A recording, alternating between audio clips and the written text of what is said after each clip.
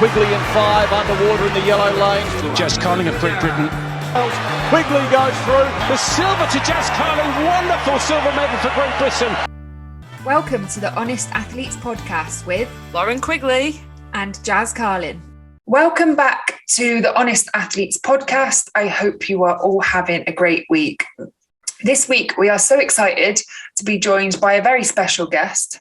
When I first met this guest, he definitely questioned if I was actually a swimmer at my mobility or lack of mobility and flexibility. But over the years, we spent many years working together in training and at international competitions.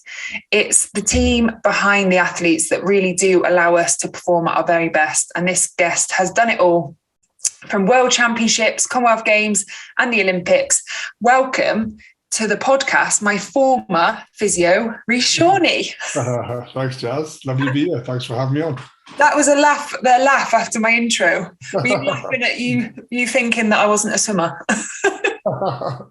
Yeah, you definitely were a little stiff, I think, for swimming terms early on. Testament to that was, I guess, when I first met you and we did some work together, you couldn't swim for a week afterwards. So yes, but you definitely changed over the years, which was in your favour.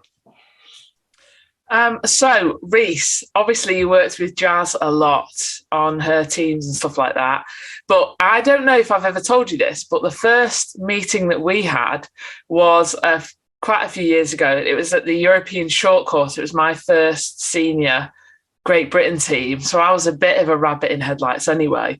But everyone, as teams go, all the staff get introduced on day one so that you know who's who and what's what and stuff like that. And I remember you being introduced this big rugby looking physio, and I was honestly terrified. I thought, even if I break my leg somehow, I'm not going to go and tell him about it. I'm just going to crack on.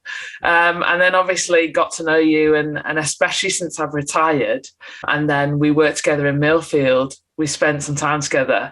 You're like a massive teddy bear. You're like the loveliest guy I've ever met. But it's funny, isn't it, how you kind of flip in between, like when you're the athlete and then when you come to the other side. But no, it's great to have you on. But before we start and talk about the teams and we gossip about what Jazz was like as an athlete, I would love for you to, because me and Jazz love to start at the start really, and for you to explain your journey as an athlete yourself, obviously not in swimming, in rugby, and just take us through that a little bit. Oh yeah, sure.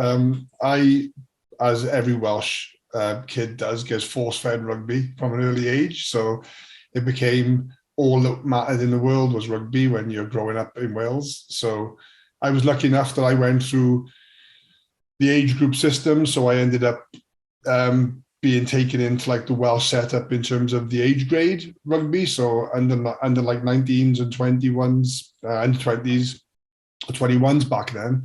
And the Wales A kind of sevens kind of route I ended up going down.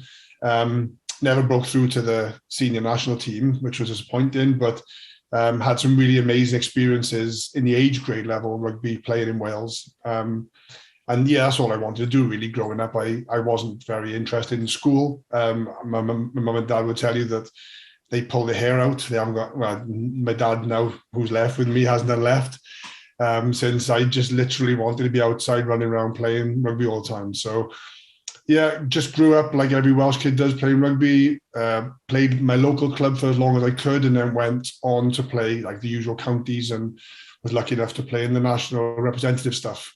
And then I went professional about 19-ish, I think, straight from university, kind of went into that as my full-time job and played that for a while before going back to do physiotherapy later while I was playing, and then transitioned from one into the other. So Rhys, was it like a smooth transition, like from sport into physio? I guess, as you said, you'd done it on the side. Was it just something you'd always wanted to do, or was it something you kind of fell on, ended up going into physio? It's a funny one. My mum was a physio, so there was always a bit of an interest there because she was so incredible, and what she used to do in her own field of physio was I always just blow my mind. So I was like, well, that's incredible how you can do that with people. So it was always an interest, I think. And while I was playing rugby, of course, I had my injuries. I saw other injuries. There was an intrigue there about how they got back on the field and how I got back on the field. And I guess it kind of fueled that a little bit and brought it to life. So when I decided to go back, it was tricky because I think to be successful in rugby or any sport, as you know, Jazz and Lauren, it has to be your all in. It has to be kind of your only thing that matters in the world to you, that you're going to succeed regardless of what. And I think one of my limitations was that I was actually quite interested in a few other things while I was playing rugby. And probably, if I'm truthful, looking back, I never really fully gave myself to rugby as fully as I could, which is perhaps partly why I was limited in terms of my achievement level. But in terms of, I was just interested in other professions, other interests. So decided to go back and do physio. And I was lucky enough that the club I was playing with at the time accommodated me going back. I think I was the only part-time player in the club at that time because I'd said, look, if I can go back and do it and you can accommodate it, I'll stay. If you can't stay, then I'll probably have to leave. So in the end, we came to some terms whereby I was the only part-time player. So all the other players probably hated that because I missed all the horrible fitness training and everything else. And got to kind of do the fun stuff and play and things. So that balance was quite nice. But then I think what that did was it affirmed to me that actually I was perhaps more interested in having a career away from rugby as opposed to in rugby. So yeah, it felt smooth. But like anything, I think the end of a chapter or finishing off of a chapter is quite tricky, isn't it? You've known something all your life and then really you're getting to a point where you close your back on that. And I think some people do that on their own terms. Some people, unfortunately, have to do that through injury. I did that by conscious choice. And it was a tough choice. But then I guess a few weeks after I'd made the choice, it didn't haunt me. So I knew that it was probably the right decision for me. I wasn't thinking, what if? And I wasn't second guessing myself. So it felt like the right transition at that point to get into physio. So I'm glad you did. I know Jazz is as well. We love you in the swimming world. So your transition into swimming, how did that come about? Is it because we are just better than everyone else and you just wanted to be a part of that? Or did it just happen by happy accident? I hope it's the first one. I love how we're calling it my transition. It sounds really, it's a really interesting way of putting it. Yeah, I think, in all honesty, I kind of fell into swimming is the truth. I mean, I was working full-time in the NHS. I was really, really incredibly lucky that one of my kind of mentors would kind of tuck me under her arm and said, just kind of like follow me a little bit, was Nicola Phillips. And Nicola Phillips, as Jazz will know, is like the chef de mission for Commonwealth Games team. So an amazing physio herself, of course, and has done everything you can do as a sports physio. And I always kind of looked up to Nikki and wanted to emulate everything she did. So I guess I kind of got taken under her wing a little bit, and she kind of used to kind of every now and again nudge me, and I'd be walking, going down one path and she'd lift me up and say, no, you're on the wrong route, go down that one. So I was lucky enough to have that influence. And then I was working full-time in the NHS, and British Swimming were developing performance centres across the UK. And there happened to be one in Swansea in Wales. So Nikki kind of got hold of me and said, look, there's going to be an opportunity here in full-time sport. Clearly, it's time now for you to decide, is it going to be NHS or is it going to be sport? She knew the answer already. I was always wanting to be in sport full-time. So saw it as a real opportunity. And it was an interesting one for me because swimming was as far from rugby as I could get. And I think that was in part some of the attraction for me. I knew very little about swimming, if I'm honest, but when I applied for the post, I hadn't really done any work in swimming. So I really kind of jumped over quite a few steps, I think, before working for British Swimming full time. So I'd gone really from not working in swimming to working for the national team, the British team, in one jump. So that was a bit of an eye-opener and a bit of a wake-up. I knew sport. I thought I knew sport well because I'd played professionally and I'd played sport at a high level, but it was a big contrast to what I was used to, one night and day from rugby to swimming, and not only the athletes themselves, but the way they were coached and the environments they worked in was all different. So it was a jumping in the deep end, literally, moment for me then. But luckily, Nikki was the person who kind of nudged me to do the interview, and I don't think I would have got an interview had she not been involved in that process. I think on my CV, I wouldn't have had the experience necessary for swimming, particularly. I'd done loads of experience in other sports, in multi-game stuff, in volunteer work and things to try and build up a bit of a working CV. But, to work for a British team in any event, you need to have had quite a bit of experience in that sport, or have a level of experience which is transferable to high performance. And in all honesty, I didn't really have much of that. But I think Nikki probably gave the panel a bit of a nudge and said, look, give him an interview and see what happens. And then I was just really lucky that the interview went well. And I was appointed. So that was the next transition, I guess, for me. It was a huge thing leaving the NHS, because the NHS I absolutely loved. And I want to be clear, I look back upon my NHS years as incredibly valuable years in my career development. And the people I met working in the NHS and the job they do in the NHS is incredible. And the amount of things I learned in the NHS in such a small space of time was credit to, I think, how the in-service training was run there. And I took a lot of that was a big factor in making the decision a hard one, because even though I knew sports medicine was going to be for me, I was actually surprised that I actually was enjoying working in the NHS as much as I was, because it wasn't sports medicine. And I didn't think that I would be interested in working on a ward or working in a different field of physio. But there were many times where I felt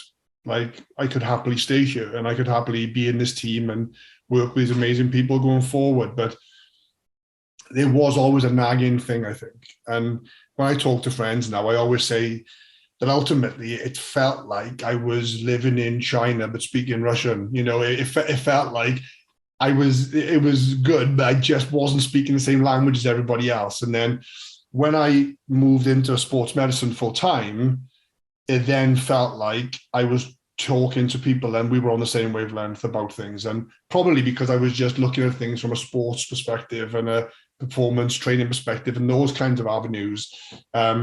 And that was interesting. So again, a bit like the rugby, when I left and I didn't have any second thoughts, when I left the NHS and went to sports medicine, I realized immediately that that was the right decision for me. It was, even though I loved the NHS, being in sports medicine was where my heart was and my passion was. So yeah, it was a good, smooth transition.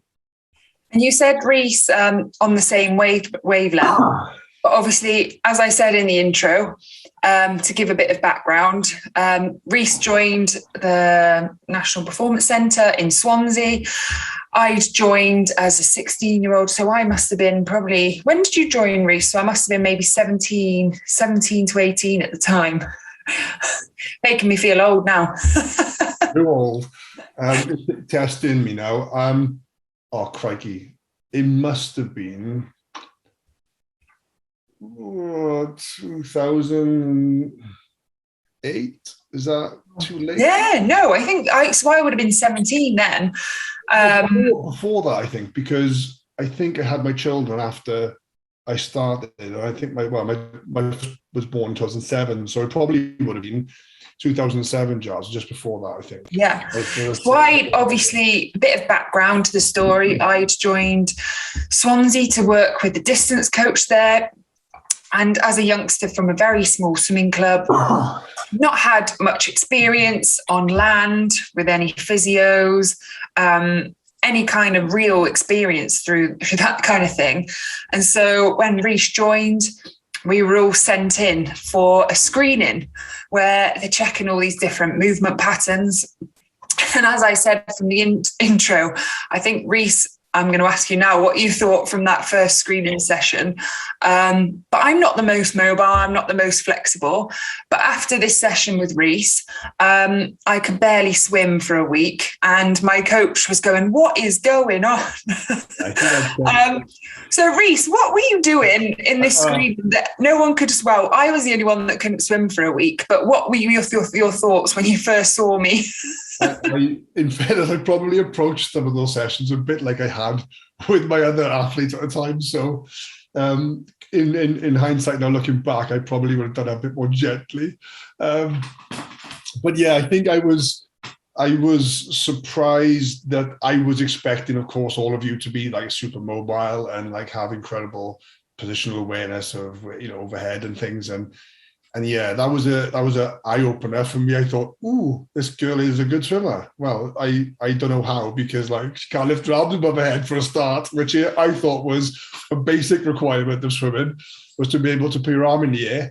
And I think the thing that makes me laugh most about that was because that was my first real like introduction to swimming. And I think British swimming had arranged, if you remember, Jazz, British swimming had arranged to come down that week and do a series of testing as well, which made it completely worse, because one of the only reasons they came down was because you were going to be testing in that group of people. And yeah, I took it in the neck quite badly on that first week, because there was a couple of people, I won't mention names, but a couple of people in posts then who were quite, affirmative themselves and quite, strong-willed people. And well, they just tore shreds off me, didn't they? They absolutely tore me to bits. Saying, what have you done? You wasted all our resources. We've come all the way down. She can't do the testing because you've done this. And I'm just thinking, shit, yeah, maybe I've messed up a little bit here. So, but that was an eye opener. I think I wasn't expecting you to have the response that you had from that. And I think that immediately gave me kind of some insight, which probably was valuable now going forward. But yeah, it's easy to laugh looking back at him at the time. I thought I might not actually make it through my probation period here. They're probably going to drop me now after a couple of months, because I've just broken this, like, one of the best prospects we've got in one session. So yeah, that was an eye-opener. I think sometimes you got to approach things with different hats on and in different ways. And I think that was a really good start to that, even though I'd probably in the NHS had done a bit of that, different people require different approaches and you think that, but then I was probably guilty of approaching all of you the same way. And I think that learning experience was good for me, but not good for you for that week. As sorry, I'm still laughing at that story. As a physio, because obviously the coaches, you speak to coaches and they say, oh, I've seen this swimmer, and we spoke to a swimmer recently, one of Nutty's swimmers, who Nutty said, this guy could be Olympic champion. As a physio and having been in the swimming world for a long time, do you, or towards the end particularly, would you recognise those swimmers yourself in land, or if you're screening them or whatever, and you think these could be fantastic swimmers? Did you have that? It's interesting, isn't it? I think as a healthcare provider, or perhaps like a support staff member, I think we'd love to believe that we could. I think we'd love to say, yeah, I could see it. I could see it a mile away. I think what I would say is that there are definitely individuals that come along and you can appreciate the balance they have, in terms of the way they approach things mentally, their kind of mental attitude towards training, towards conditioning, towards recovery, coupled with the fact that they have, some established kind of capacities already. So you're thinking, oh yeah, this person can do this. They're explosive. Their jump scores. My cat's going to run across the screen now. No, she does go wrong. They have, amazing jump scores. They have this credible profile, but of course, I wouldn't pretend that I would go to the pool and I would look in the pool and go, oh, lane 7, there's somebody who could be, I think I'll admit, certainly early on in my career, that that wouldn't have been something that I would have. I think I could probably tell somebody was a good swimmer or not a good swimmer at the start, but I couldn't really tell you why they were a good swimmer at the start. Towards the end of that, I could definitely appreciate sitting there watching people swim, going, that person could improve in this or could improve in that. And that's only because I'd spent so much time with amazing coaches and learned so much about what to look for. And, the technical requirements of certain strokes are very different, and you kind of get into a groove of looking for key kind of indicators of that. But I would still trust upon the coach's perspective in terms of in the water. I wouldn't say this person's going to be world class. I think I would trust the coaches to say this person's going to be world class. They have what they need, but we need to make sure everything around the swimming is also world class. And I think that's where my role would be most focused. And that's where I think I would definitely have the insight to be able to say that's going to be an issue for us if we don't address that now. You know, that restriction is going to become a problem at this point if we don't address it now. And, you know, definitely develop the capacity for identifying those areas. But I would still also now be able to appreciate a good swimmer when I see one. And I mean, that, I think there are examples of that even. I remember being in, which competition it is, all blurs into one now. I think it may have been the Commonwealth Games. No, it wouldn't have been a Commonwealth Games, a World Championship event, when the swimmers were in the cool down pool, and there were so many of them in each lane that they were just cooling down, swimming in, you know, rotation.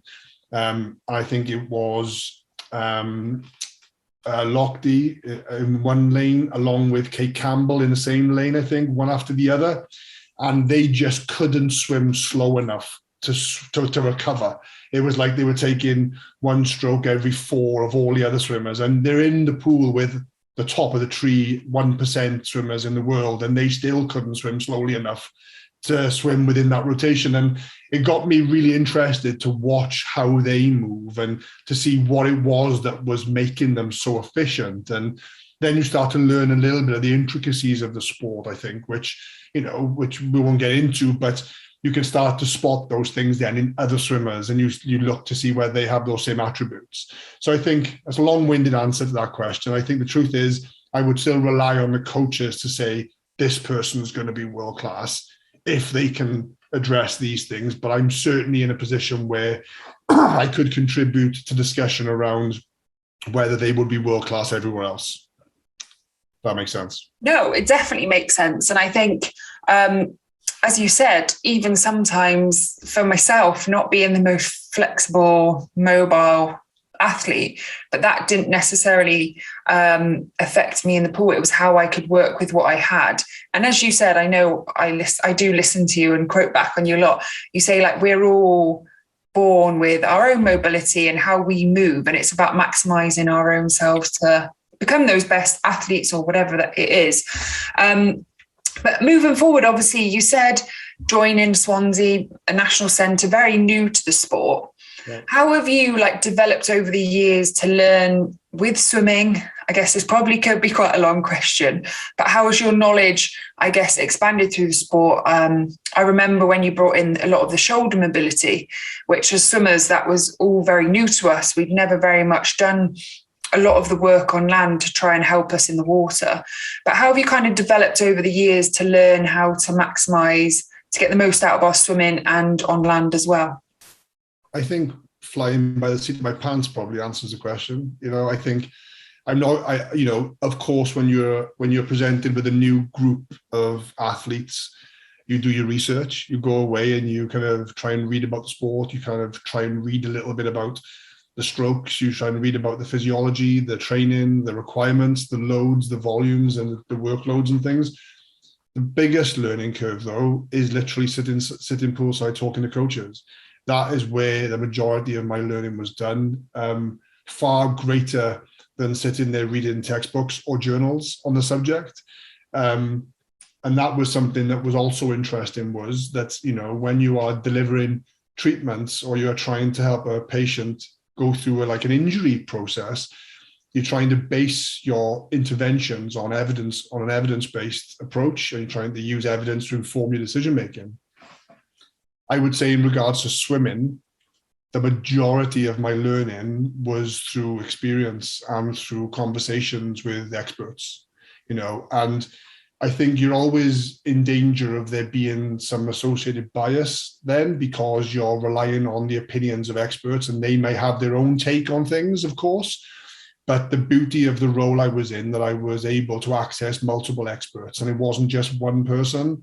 So, I remember sitting poolside with Bud McAllister, who was the person obviously who came to work with in Swansea, and people like Dave Haller in Cardiff, who has just an enormous knowledge bank of swimming that if I studied swimming for the next 100 years, I still wouldn't have anywhere near as much insight as these people. So I think that in those examples, that their wisdom and their experience was so valuable to me that it really kind of served as like a crash course, I think, in swimming. I couldn't understand swimming at first. I really struggled to understand why you guys did the meters, the meterage you did.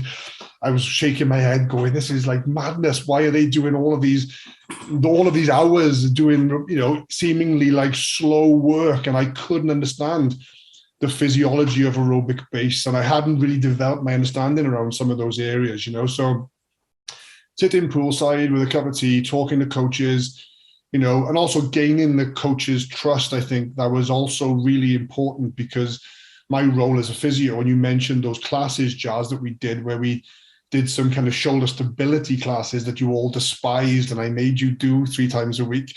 Being given access to you to do those things was only because I think I'd spent a lot of time early on talking to coaches about swimming.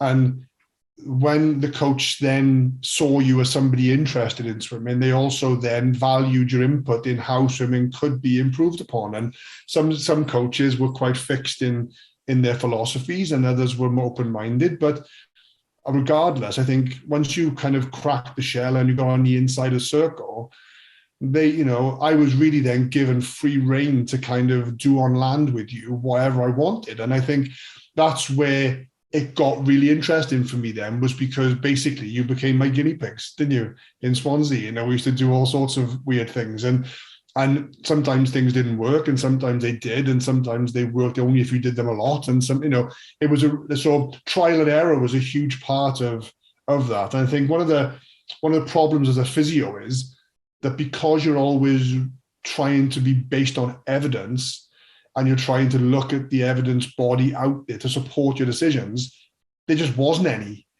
to do with the population that I wanted to work with. So there isn't a huge amount of research on this particular type of exercise in elite swimmers in this. So you can be informed by what's out there and you can make decisions based on that breadth, but ultimately you're trialing things, you're experimenting, aren't you? You're trialing it and you're doing that in safe ways, but you're trying to be novel and be creative with your interventions to suit the population. And then the research often catches up with you later, years later. Then you'll see a paper on it and you think, oh yeah, we did that, 5 years ago, but because we figured it out that we needed it, But to answer your question succinctly, the coaches were the resource for knowledge.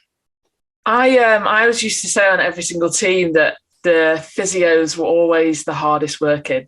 My respect for physios only went up every time I did a team, especially towards the latter end of my swimming. And I would always find myself gravitating towards where the physios were set up. I used to love chatting to them and stuff like that. But especially at competitions, you guys were first in, last out, because you had to be there when the athletes were there. So whoever was swimming first, you had to be there. And whoever was the last one still swimming down, you had to be there. So I always found, just had complete respect for that, because it was long, long days. And also, as a physiotherapist, I don't know when you realised this, probably very early on as you started to be a physio, was it's not just about my shoulder hurts or my knee hurts, someone coming in and saying that. You are a therapist as well. And often for me, it was a lifeline for me within sport. And I used to love going to see the physio, sometimes not just for them to sort me out physically, but I would get on that physio bed and it would be like, oh, this is what's happened this week. And it'd be like, and it was like you had another job title of kind of everything else, just being there for the athletes. And I would get off the physio bed feeling so much better than when I got on it. Do you enjoy that side of being a physio, of actually, no, you are much more than just Rhys sort my shoulder out. Yeah, I mean, the hours, do I miss the hours? I'm not sure. I mean, the hours were incredibly long, weren't they? I mean, when you are like a physio doing 9 to 5 is fine. I think when you work in sport, you soon realize that actually there is no clock on your employment. You are on call pretty much around the clock, and that can be quite a taxing thing. And that is really focused when you're in a competition environment. I mean, when you go away with a team, you are on as much as you need to be. You're just on all the time. You're working around the clock. And I think, like you said, one of the challenges is, of course, we have to be there 2 hours before the first person swims, because that's normally when the first athlete arrives to start their preparation. And then normally you stay, you get back in the day for a short spell, but then you're back 2 hours before the next evening session starts. And then often you're there for at least like an hour and a half after the evening session finishes before you get back then. So what normally happens is in big competitions, like in Commonwealth Games events or things of that nature, you often find that you're having your dinner at like 1 a.m. or something, and then you're getting up at 5 o'clock to get on the bus to travel to the pool to get, but when you're in competition, I think you go into this robot mode of like, just got to get a job done. Doesn't matter if I'm tired. It's about the bigger picture. So that, and also can be quite exciting, because it can be, you're working on adrenaline, and then when you finish the competition, just crash, and just like sleep for a week. So that side of it, I think, is very exciting. But when I first started working in British Swimming, I did so many competitions. I think for the first several years of my employment, I was on every single trip that British Swimming did, and that was pretty much felt like every month I was away from home. So my incredible wife at home putting up with that and the kids was like, it wouldn't have been possible without that. But I do love that, a bit of a buzz.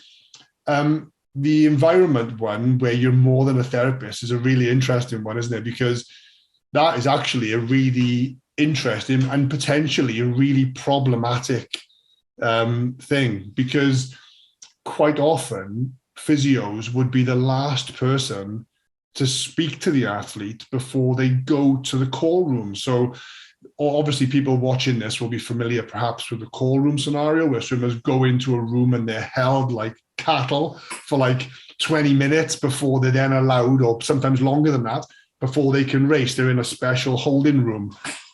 So before they go over to that, often swimmers are having their final preparations done, which may or may not include physio, but normally that prep's done in the physio area where the kind of preparation zones are also housed. So if you could easily say the wrong thing to an athlete at a very critical time, that could really impact negatively or positively, I guess, on their performance. So that was a really interesting learning curve for me, because there were some people who needed a bit of a cuddle, and there were others that you just knew not to say a word to, and that was really interesting across even swimmers who were swimming the same race. Each athlete had their own individual needs and requirements. So you started to learn. And I think when you're delivering performance sport healthcare, I guess, a pivotal part and a critical part of understanding how to do that well is to understand the population you're working with inside out. And you can have all of the physiotherapeutic skill sets you want. Doesn't make a difference. If you don't know how an athlete responds to a particular thing at a particular time, then it's of no value. I mean, I'd have people compete in the same race. One of them needed one thing and one of them needed something completely different. Equally, I knew that if I saw Jazz, for example, and did a certain type of treatment with her, I'm going to have a shit swim she's going to be crap in the water for the next 24 hours. So you'd have to learn that. And sometimes you learn that through making the mistake of doing the wrong thing at the most important time. And you quickly try to kind of get skilled with that. The responsibility of that then is an important one, isn't it? Because, there's a patient confidentiality component to patient interactions as a healthcare provider. And, sometimes swimmers would say things to you on the bed, or they would open up to you in a way which sometimes could make you think, oh dear, I could really do with communicating this with somebody else, because this is quite really important, and those can be difficult situations to navigate. But of course, you mentioned, Lauren, that, you found that quite therapeutic in itself, like lying on the bed and just being able to kind of vent.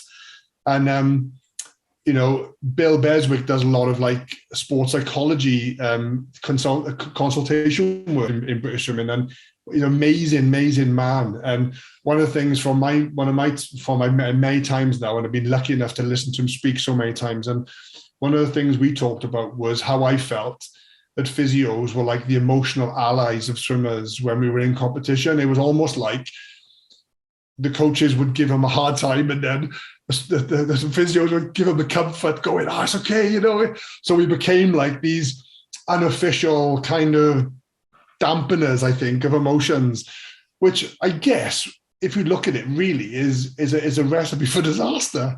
But actually kind of only works when you know the population really fantastically well, and then of course later competitions and environments, we were lucky enough to have sports psych there as well, which would really, I think, facilitate really meaningful conversations. And I think sports psychology probably had a hard time in swimming for quite a while when I was working in swimming.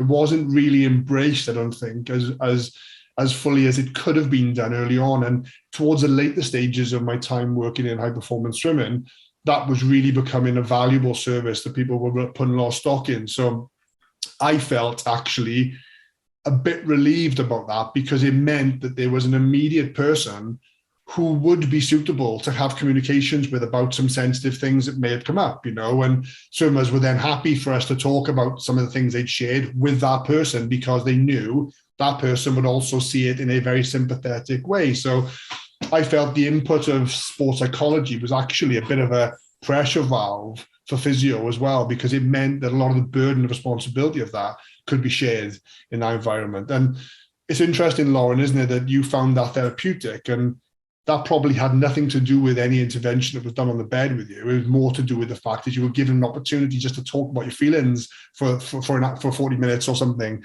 and had the physio go, this looked beautiful, this leg.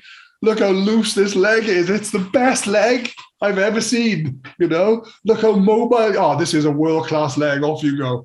That's kind of what physio was. In a big part of it was a lot of the people who came to physio in high-performance sports didn't have any injuries.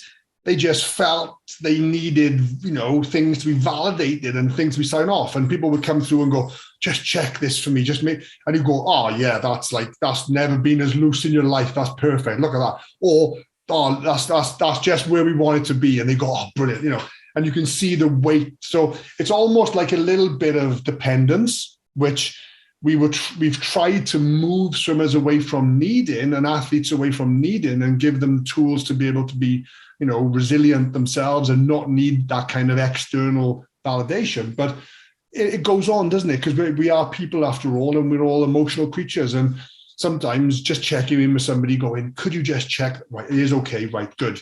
I got my ducks in a row now. I feel ready to go and do what I need to do in the water. So it's really interesting you saying that, Laura. I think a lot of people actually, if I look back, any interventions that were done at those stages would have been relatively meaningless in terms of performance, but it was much more meaningful in terms of helping that individual prepare psychologically, I think, for getting in the water at that time. But yeah, it's a really interesting point. Isn't it funny as well, as you say, that if someone got on the bed and they were like really tight and not feeling great, like if someone had said to you, you don't look good, you're not like in good range, how mentally that can actually change your approach to certain situations. It is funny. But I do completely agree with Lauren and yourself about how it is having that hand of support as well. Because I think you guys as a support team, as I said before, you are the team behind the athletes that makes such a huge part. You allow it all to happen. You're all there working to try and help all of the athletes just perform at their best, and by the smallest margins as well. So with that being said, I guess the team behind the team, do you feel the emotions, the highs, the lows, like how, because I know from experience, even from watching from even now, from an outside perspective, watching a games or a competition and being a part of it, I feel like I'm living a roller coaster where you're seeing some people elated with happiness, other people on a roller coaster and feeling the lows, the upset, the tears. How do you feel like as a support team behind athletes, I guess, because you've got to keep some level of composure where you hold it together, and you are, as you said, a huge support and can make a huge difference. How do you handle yourself around those competitions?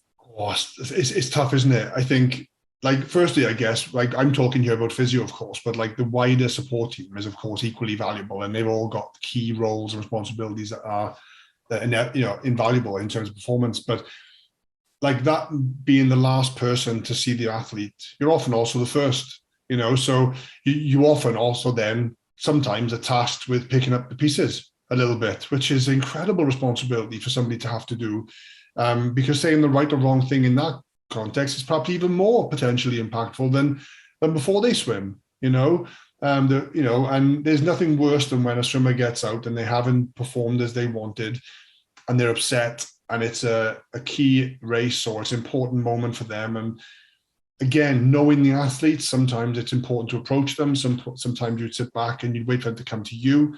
Of course, often the coach would have made their way around and is talking to them as they're walking across from getting out of the pool and things like that. But delicately, Jazz, I think, is the answer to your question. I think, again, you have to be, I think, just a really good communicator and reader of people, I think, to be in this game. I think you have to try and understand what it is the athlete needs, and the thing they might need is not you. And you have to be really willing to not put yourself there because you almost make yourself feel better by trying to do the right thing.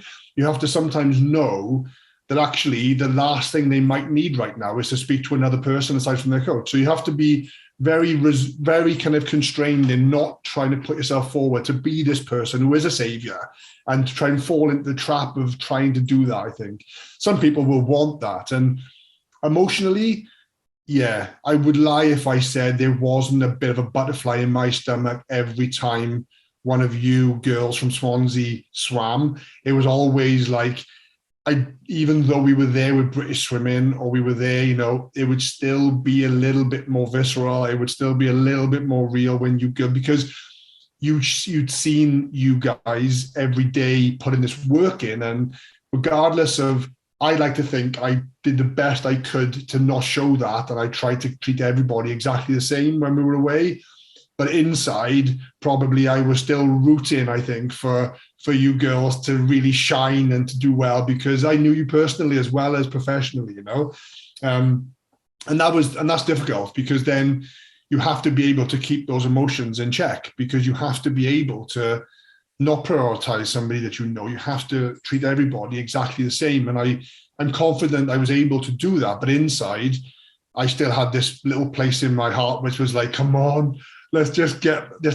But I think we've spoken about this before, Jazz. I mean, in all of the years I worked with swimming, you could probably count on one hand the amount of races I've seen in the performance environment, because when somebody is swimming, somebody else is preparing.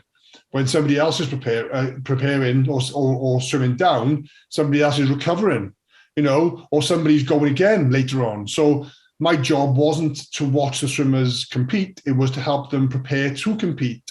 And that often meant that we didn't actually watch any swimming at all. So if somebody's watching this thinking that you're going to be a swimmer, Olympic physio, and you're going to go and you're going to watch all the races, well, I think I can bust your bubble a little bit, because I think I probably watched one or two races, and they would only be the races on the final days where they're the last people competing. So often it would be the distance athletes, Jazz, luckily. So I got to see you a couple of times, because the distance races were often the last ones that were on, so the 1500 or the 800 was often among those last races. So you could often sneak off and have a look around the corner and kind of watch those guys finish off, because there was nobody else to go after you. So, but certainly, it's an interesting dynamic when you're working in a performance environment. I think looking at it from the outside in, it looks like it's very glamorous, and it looks like there's, it's all kind of, kitting outs and,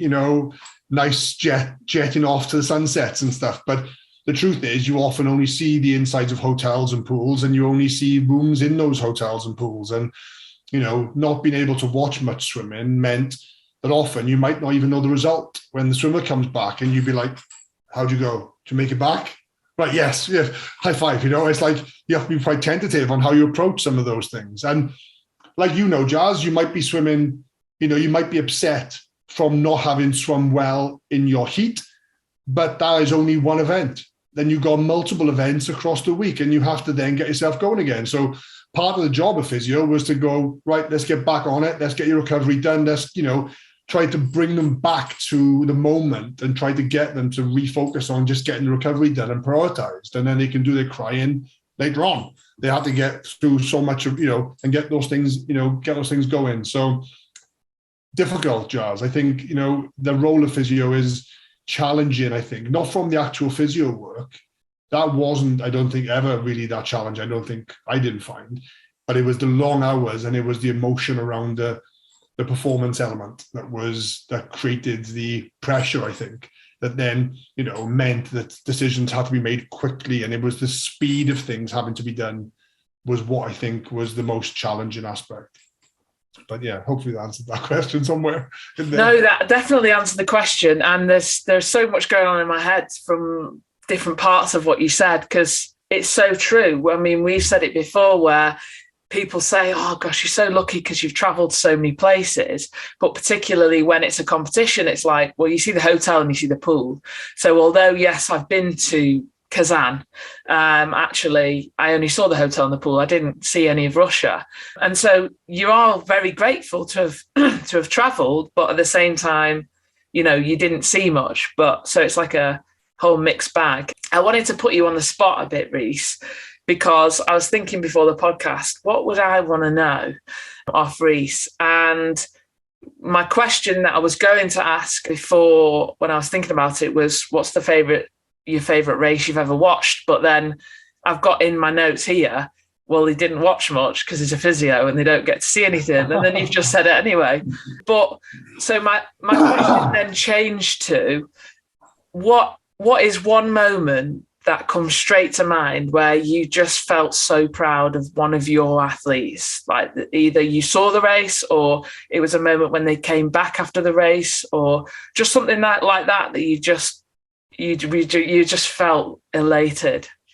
Well, I thought you were going to ask me what my favourite Harry Potter was. I have to say, I think that's... Well, that's coming, but I've got to build up to that, you see.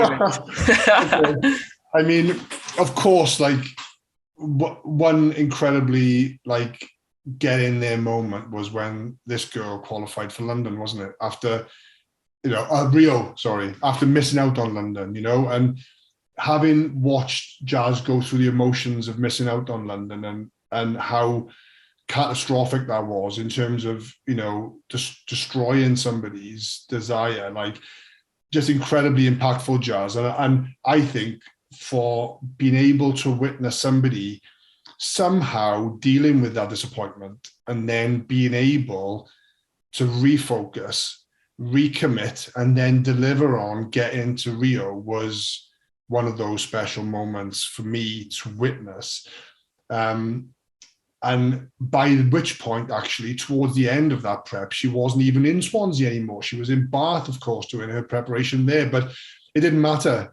It didn't matter to me where she was, because it was all about her getting there. And I just felt like this incredible pride for her. And I say that without being patronizing in any way, and not right to be proud of it. It was just, I felt so happy for her that she was able to realize that, because she missed out on London, and there was a host of circumstances leading into that, I think, which really didn't go in her favor, that she'll never talk about because she's not that kind of person. But, for Rio, I remember seeing Jazz a few months after she decided she was going to go for it again. And the change in her was incredible to see in somebody. She'd obviously flipped the switch at that point and gone, I'm all in here and I'm having this, and I'm going to not let any stone unturned. And I'm going to, and there were moments in Jazz's earlier years where she could be a little challenging, she could be a little bit, not always wanting to do this, but I saw in her this determination then, and that was a really lovely moment, I think. So obviously that key moment, since Jazz is with us, is also an amazing moment to bring back. There are a couple of like I guess there are lovely moments when I see key people achieve certain things, qualifying an event, Alice's 200 in Gold Coast was very special, and because what our girl had been through was unbelievable. If her story ever comes out, what she's had to put up with, like, to achieve that was remarkable. And like to get her there, then people even later on now, just literally, and I'm out of British Swimming's environment now, but then to see some of those athletes medaling in Tokyo was very, very special. And I know that the people I mentioned now are Welsh. I don't want to come across as just being proud of the Welsh ones, but if anybody deserved a medal, it was Callum. And to see him kind of get that in Tokyo, I felt so excited for him and for Gemma. I felt really happy for them that if you're ever going to work with a professional person in a sport, then he would be the model, I think, of that person. And like, I always want those people who are like that to be the ones who succeed the most, because they are doing everything they can to be the best they can. And he's one of those. And to see him do that was a very special, touching moment as well. Of course, from a pride point of view, aside from seeing some swimmers that I've worked with do very well and achieve things, as a physio, being selected to be part of Team Wales was one of my biggest moments for me. And when I grew up as a physio, listen to me. When I was working as a physio and I moved into sport and I was growing up within physio, I had my eyes set on being a sports physio, and one of my first goals was to be involved in a Commonwealth Games, to be part of Team Wales, because Nicky Phillips, had spoken so much about that to me and had given me these stories, and I was just like wide-eyed, like, oh my God, this is incredible! I gotta try and get on one of these teams. So making that Welsh team, being very Welsh and wanting to represent Wales and be on Team Wales was huge moment for me from a pride point of view. And then, of course, being part of getting the call that I'd been selected for the London Olympic team was a huge moment for me as well. I was desperate to be involved in that. In many ways, I guess that was a target that I had professionally, to be involved in that competition, but I also wanted to be able to witness the games environment, and I wanted to be able to support the athletes in that environment and to see what it was all about, to see whether or not I could cope with that, and to see whether or not I was able to tolerate being in that kind of pressured environment. And yeah, it was incredible. So those moments really, and there's hundreds of moments really, there's loads of individual swims, there's loads of moments where people haven't done brilliantly, but have done well in their own context of where they are. People have made a British, final, or people have, have PB'd at a critical moment when everything was against them. And there's endless little moments like that, Lauren, that I could touch upon, but of course the show's not long enough to talk about them. It's been so many, but, some of the key ones like stand out when I see some of the people I'd worked with in and out from a young age. Like Jazz said, she's probably 16 when we started, and to see her realize her dream then, was incredible. And then to watch what happened, in Rio, I was fortunate to be involved with the Rio Games as well, but when it came to Jazz's events being on, I think I was actually back in the UK. So I was watching on telly with the rest of the world, and I want to get that right, I think I was.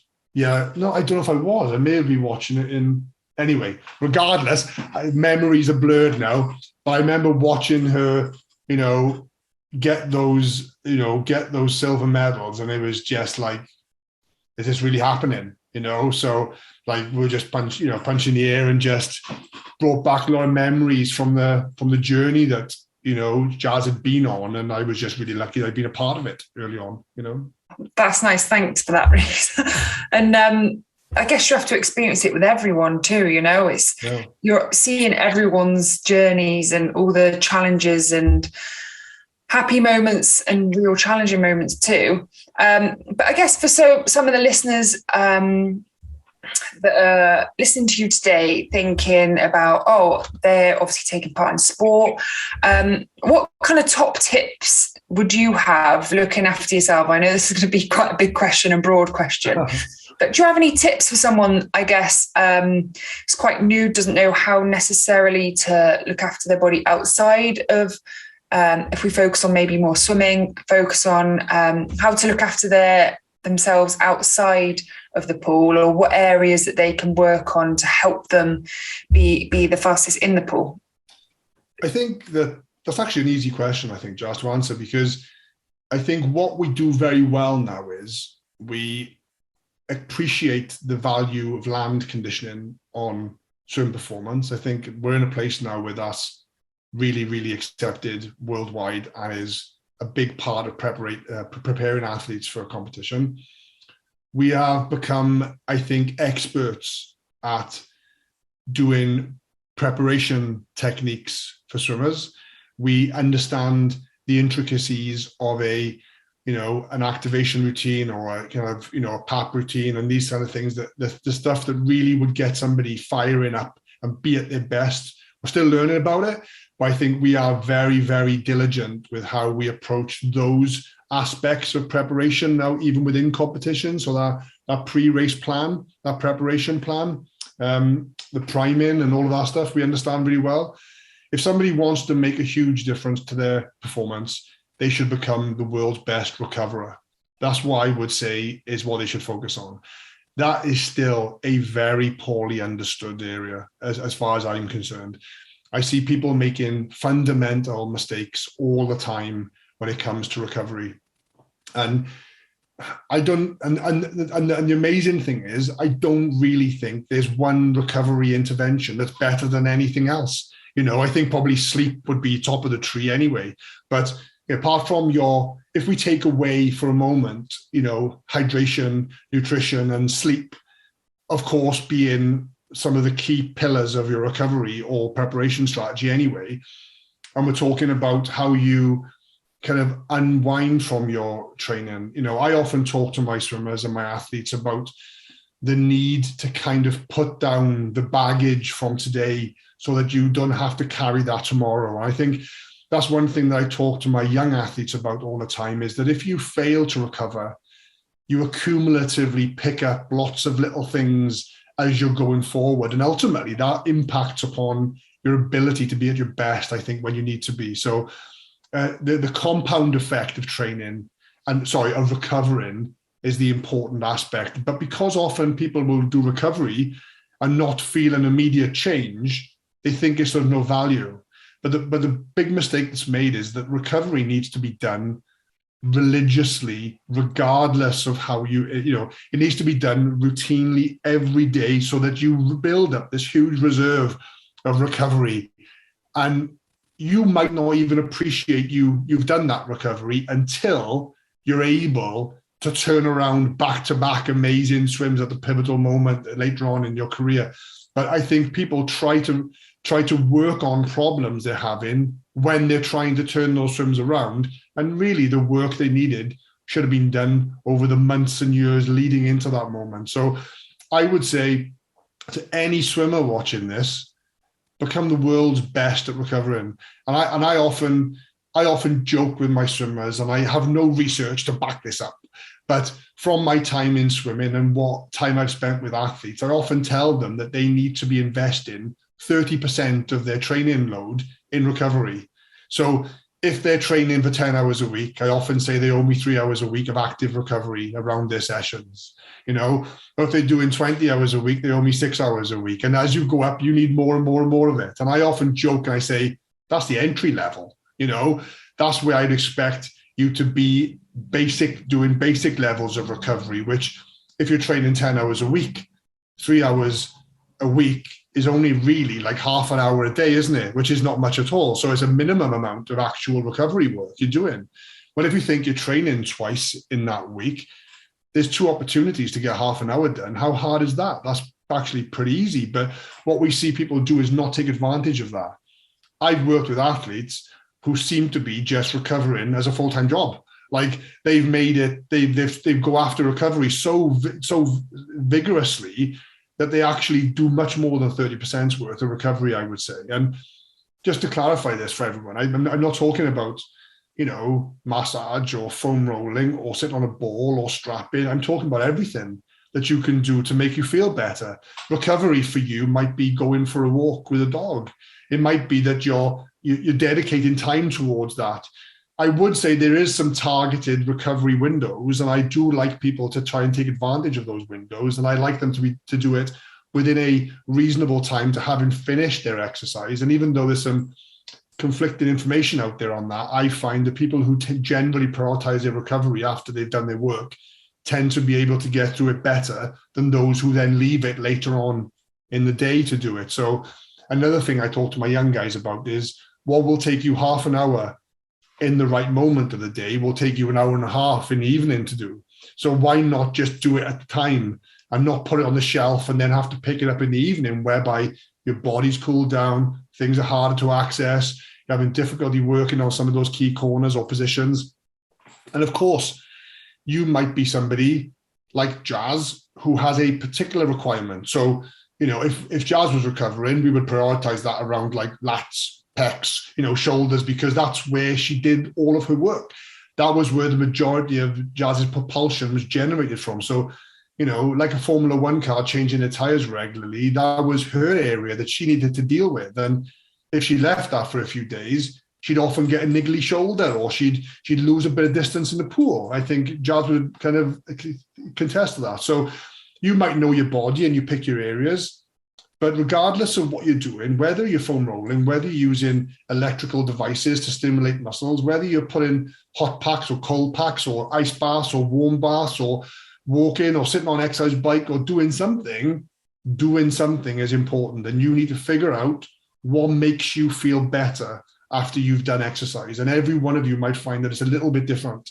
And there's a little bit of a different mix that you need to have that suits your body. But a day off sitting on the sofa isn't recovery for me. It might be mental recovery, which is hugely important. But in terms of physical recovery, I would say that's almost always going to be an active process of some sort. It's always going to be moving around with no intensity, just working through some patterns or shapes like yoga or Pilates, doing something whereby you're trying to reset your body for tomorrow's endeavor. And every day seems like a little bit of a mini mountain, and you get through it and then you start again.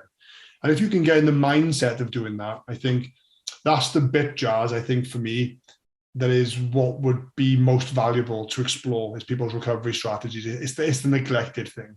It's I finished my swimming, I have to get to school, I have to get to work, I have to go home for my sleep, I got a long drive, I want to get back, I'll do it later. All of those things are what people talk about. But the ones who make it a priority seem to also be coping quite well with, things. And again, this is talking about my experience within swimming, but it was always the ones who were best at recovering seem to need me less as well, from my experience, which I think is wonderful because I want to do as little work as I can. So the people who need me less are, high on my list of people I like. And they were able to do that. And not only that, but an interesting sideline to that story, Jazz, is when we often go to competitions and we have to set up the physio area.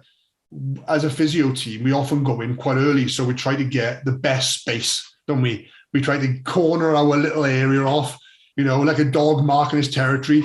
We find our little corner, we put our banners up and posters up, and we tape the floor and we do all of our stuff to try and what I've seen in those moments is I've seen individual athletes from other countries arriving far before the rest of their countries to do individual work. I've seen individuals staying on after everyone's gone home to do individual based work. And it wouldn't surprise you to know that those people I've seen are among the best athletes the sport's ever seen. So I would say, from my experience, you might not read a book about what they do, you might not see a video of how they do it, but having been witness to being able to be in that environment and see it firsthand, they're often the first people there themselves and the last people to leave. They treat their prep and their recovery like they do their actual racing, and I think that mindset is what separates often the best from good from great, isn't it? I think is that extra bit of attention to detail. What a great answer, hey Jazz. That was really good, but I'm not surprised, Rhys. I love hearing you talk. It's great.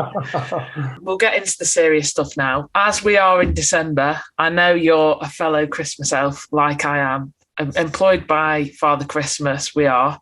We're not really supposed to reveal that, but I'm going to do it. I'm expecting his call on any time, so it might be.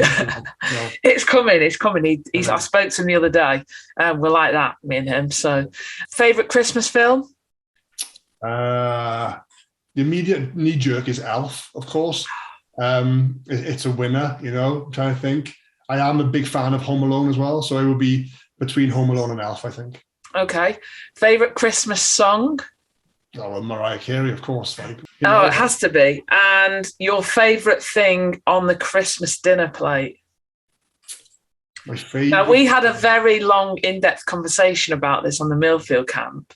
It is. It's a tricky one with so many wonderful things to choose from. We've stumped him, Jazz. It's not. It's because I think when the gravy, Lauren, I think it has to be, when that's done right, it's a special thing. It's like its own food group, and like when you have this, the biggest problem with gravy, Lauren, and we're going to get into this. We're getting into it. Is I like my gravy to stay on my food. Do you know what I mean? I like it to be on my food and to kind of coat my food. I don't want no runny gravy, Lauren. If you want to see it stick on. If you want to see an upset Rhys, give him some runny gravy and I chuck that plate out the window. I know how passionate you'd get about that, because when we go on the Millfield camp, I don't care what meat I have on my roast dinners. I have to have mint sauce with my roast dinners, regardless. I absolutely love mint sauce as well. So you just keep listing things now. It's like when we're on the Millfield camps, we've noticed all we talk about is food outside of the actual work. It's great. I just wanted to ask one more question, and that would be, if there's a lot of aspiring physios out there, and as someone who has reached the pinnacle of swimming and done all the teams and experienced, the highs, the lows and everything like that, what one piece of advice would you give to someone who is wanting to go into that profession and try and do some of the things that you've done within the sport? I think that what I would suggest is that they, early on in their career, try to find somebody that can help them navigate it. Find a mentor, find somebody that they can ask questions of that will help them make some decisions around how they spend their time. I was really lucky that was given to me early on. I didn't even look for it. And it was only like retrospectively that I can really see how many decisions were made for me almost. So Nicola did that for me. She was, you're going to do this volunteer work coming up. Am I? Okay, right, brilliant. You're going to cover this event. It's a race. It's like a half marathon. You're going to do that with us. Okay, no problem. You're going to cover this. So I kind of ended up doing loads of volunteer work. I did loads of these days. Sadly, I see a shift in culture. Not for everyone. I don't want to paint everyone with the same brush, but I see a little bit of people being unwilling to do the volunteer stuff now. Almost like everyone wants paying for stuff. Everyone wants. Well, if your goal is to be working in performance sport, then you need to kind of put yourself in the company of people who think and treat that very seriously. And I was lucky enough that I was surrounded by people who were immersed in that. And through that, I became immersed in it. And it was all that mattered to me was, I'm going to get my experience because my pathway is to this and I need this for this and this. So being able to make sense of that, people can make sense of that themselves, Lauren, but I think it can be really helped if you have somebody to speak to that can help you give you another perspective on some of the decisions you're contemplating. Because I, a few occasions where it would have been probably quite easy for me, for example, to go back into working in professional rugby at the time, because I'd just come out of professional rugby. So I was already in that environment, and I probably could have picked up work, and I probably could have spent my time doing that. I didn't want to do that. So having somebody help me navigate what else was available was pivotal to me. I can't, imagine how I would have found swimming otherwise. I wouldn't have had the experiences I've had and done the things that I've been lucky enough to be a part of if I hadn't been given a nudge by someone. So my key piece of advice would be, try to think about if there's someone you could try and access who would be able to just give you some advice, even if it's infrequently, and even if it's, done remotely. It could be somebody that has maybe done something that you'd like to do, because there's a lot of people, I think, and this is a really kind of bone of contention for me, Lauren, that you've unpicked here, right? Is social media is full of a lot of crap, right? There's a lot of people on social media talking this big game about what they do and how they do it. And a lot of them don't really have much contextual intelligence of being in that environment and having done it. Often the people who know what they're doing and having done it don't really talk about it much. They just get on with doing it. They're too busy doing it to be talking about doing it.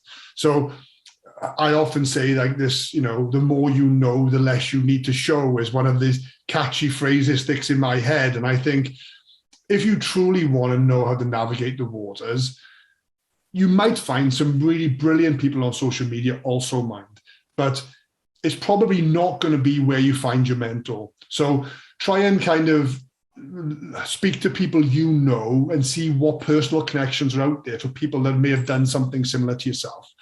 And then try to make contact and reach out and see where there's potential for them to work with you. There might not always be that potential because these people are often very busy. And I can contend to that, when you're in that environment and you're immersed, the reason why you're probably less likely a social media star is because you're so busy doing what other people are talking about doing. You're actually the ones doing it, and I think those are the people I think that I was lucky enough to be exposed to. Not to mention that I'm so old that there wasn't social media when I had to do it. So I didn't have that conflicting information being given to me, But a mentor would be the key stepping stone there, Lauren, I think. And try and volunteer your time, Be prepared to work weird hours. Be prepared to, eat late and to not expect to be paid a fortune. You're not going to be a millionaire being a sports physio. So you're doing it because you love sport, because you want to help people achieve in sport, and you want to be part of something that's bigger than you are. So if that's the mindset that they have, and they feel passionate about it, then try and find people who share that passion and people who maybe have done what you want to do, and they can help you, give you some advice on how to navigate the waters of that. Well, thanks, Rhys. We could chat to you for hours. And I remember even someone saying on one of the Millfield camps how when Rhys talks, everyone just listens. Like, no matter how loud your voice is, everyone just listens because your voice is very powerful. And I even received a message a few days ago from one of the swimmers from our last camp, and she had competed and she'd actually achieved a qualifying time to get on a squad.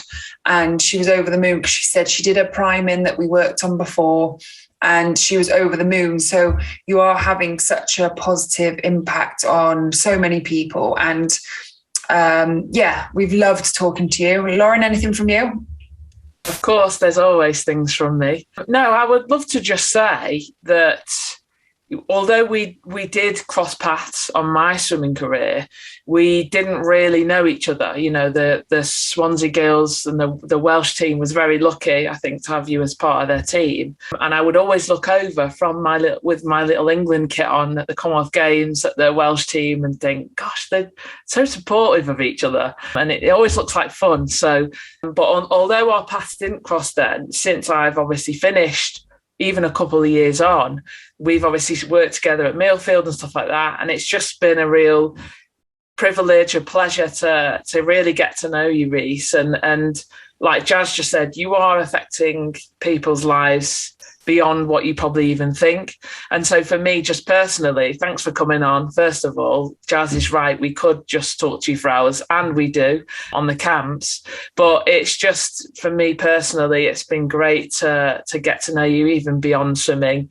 And you're just awesome. And we love you. So yeah, it's great. Right. Yeah. I'm the opportunities to work with you guys has been hugely fun, as well as, again, it's always amazing to me that when you think that it's one of those pitfalls, I think, when you are immersed in something for so long, you think, I can't be surprised by this anymore. And, working with you is always bringing up little things, and I'm seeing things. I'm like, I haven't really seen that, so that learning opportunity continues, isn't it? And that pursuit of a lifelong learning is what I think really shapes people, who are really good in their roles. And being able to work with you guys has given me even greater opportunity for that. So I'm grateful. And like you say, Lauren, I think we get on like a house on fire, the three of us, which really helps, I think. It's unusual to find people that you connect with, outside of the professional environment as well as in the professional environment. And, it's been hugely fun working with you girls. So